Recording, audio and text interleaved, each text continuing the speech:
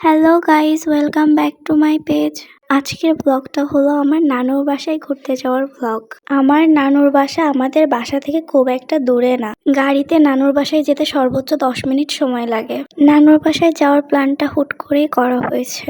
সকালে আমার ঘুমটা ভাঙে আমার ছোট মামির কল পেয়ে। মামি কল দিয়ে বলল, আমরা বাসায় এসেছি, তো তোমরাও চলে আসো। তো আমি আর আম্মু রেডি হয়ে বের হয়ে পড়লাম নানুর বাড়ি যাওয়ার উদ্দেশ্যে।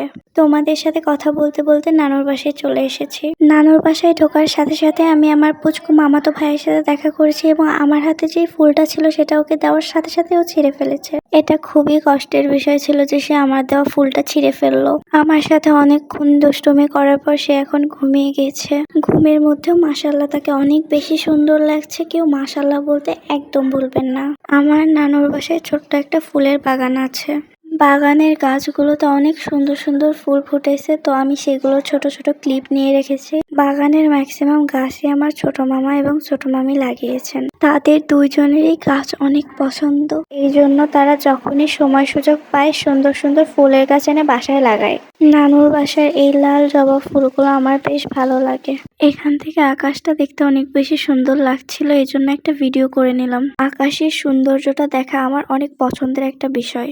আকাশে এলোমেলো মেঘের ছড়াছড়ি দেখতে আমার অনেক বেশি ভালো লাগে। মাশাআল্লাহ, নানুর বাসার গাছে অনেক সুন্দর সুন্দর আম ধরেছে। আমগুলো দেখতে যত সুন্দর, বড় হলে খেতেও তত মজার হবে। আমগুলো দেখতে দেখতে আমাদের পুচকু বাবুটা ঘুম থেকে উঠে পড়েছে। ঘুম থেকে উঠে সে তার দুষ্টুমি আর খেলাধুলা শুরু করে দিয়েছে। তো গাইস, তোমাদের যদি আমার ভিডিওটা ভালো লেগে থাকে তাহলে নওশিন ডায়েরি পেজটিকে ফলো করতে একদম ভুলবে না।